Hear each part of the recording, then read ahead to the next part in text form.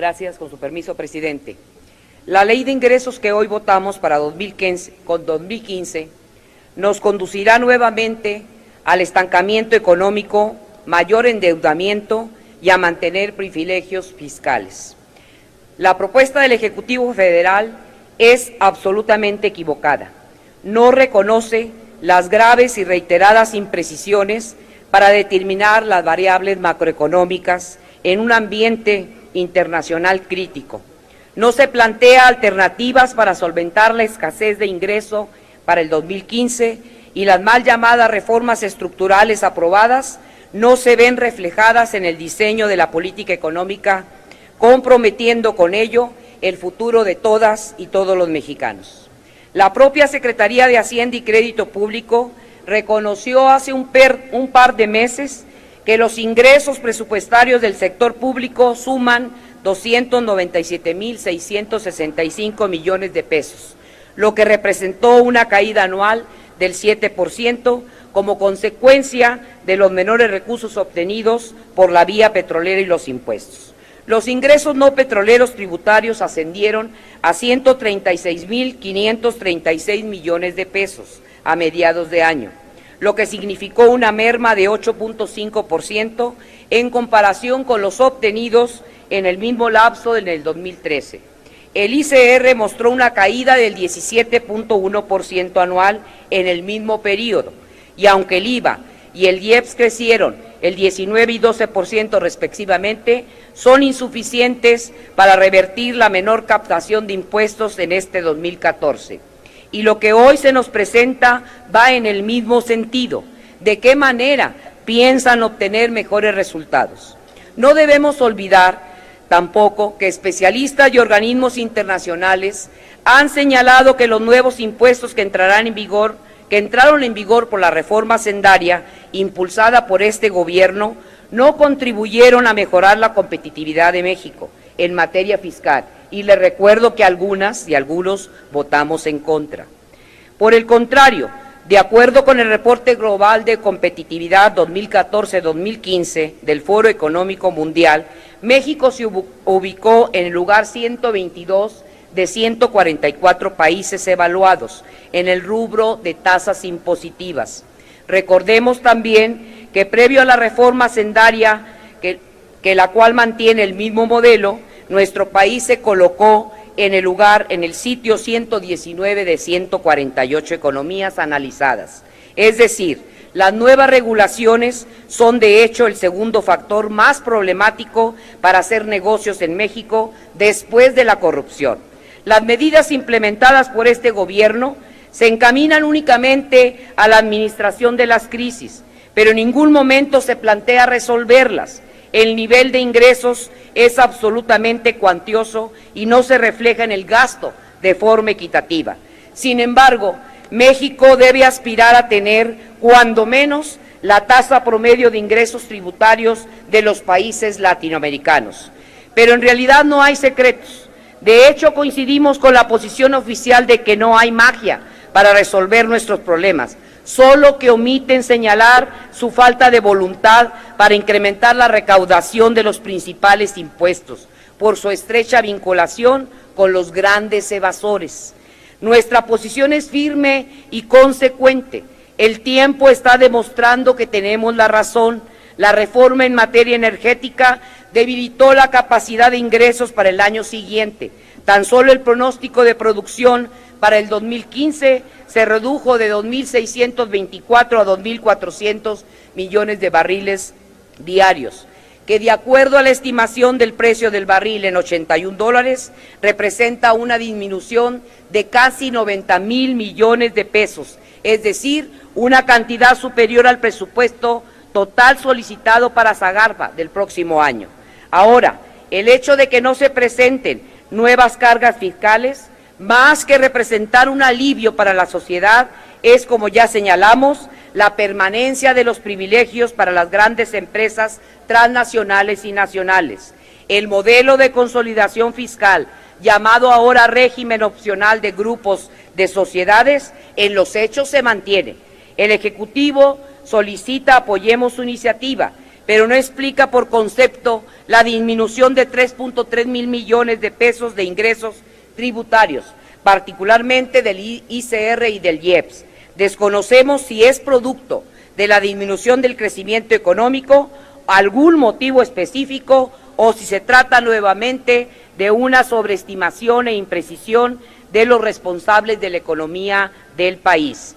Otro elemento que no se considera y contradice las estimaciones presentadas por los criterios generales de política económica, base para la construcción de la ley de ingresos, es el incremento de las tasas de interés de la Reserva Federal de Estados Unidos, las cuales generan reducciones en bonos soberanos y corporativos y harán a las empresas anticipar una tasa mayor de interés para sus cálculos de retorno de inversiones nuevas. En materia de deuda pública, la Secretaría de Hacienda y Crédito Público reconoció que ha crecido a un ritmo de 1.622 millones de pesos diarios desde que gobierna Enrique Peña Nieto, hasta alcanzar un monto de 6.229.177 millones de pesos, cantidad equivalente al 36% del valor de la economía nacional. Sin embargo, existen datos duros que señalan que la deuda está fuera de los estándares internacionales, pues pasa del 42.2% del PIB en el 2014 a 43.3% para el 15 y su aumento se mantendrá. Pero lo más preocupante de este crecimiento es el incumplimiento constitucional al artículo 73, fracción 8, el cual reza que la deuda es para la ejecución de obras que directamente produzcan un aumento en los ingresos públicos. En consecuencia, incrementar la deuda sin este mandato pone en riesgo las finanzas públicas y los ejemplos sobran. Solo recordemos la aprobación del pasivo laboral de Pemex sin especificar monto alguno y que se estima será mayor al FOBAPROA. No existen medidas fiscales que permitan contener las contingencias administrativas de las y los contribuyentes. Ante las nuevas obligaciones administrativas que han implicado un cambio tecnológico en lo referente a recibos electrónicos de nómina y la contabilidad electrónica, lo cual obliga a considerar la posibilidad de prorrogar, flexibilizar, abrogar, según sea el caso, estas medidas, con el objeto de eliminar al máximo la evasión de cualquier contribuyente, que se pague lo justo, como demandan miles de mexicanas y mexicanos y diversas organizaciones en el país, como la Organización de la Alianza de Contribuyentes y Transportistas. Esta propuesta no establece mecanismos suficientes para garantizar la distribución estratégica y equitativa de los ingresos, recursos económicos que habremos de ingresar, que consoliden un adecuado modelo para detener el desarrollo integral de nuestra economía.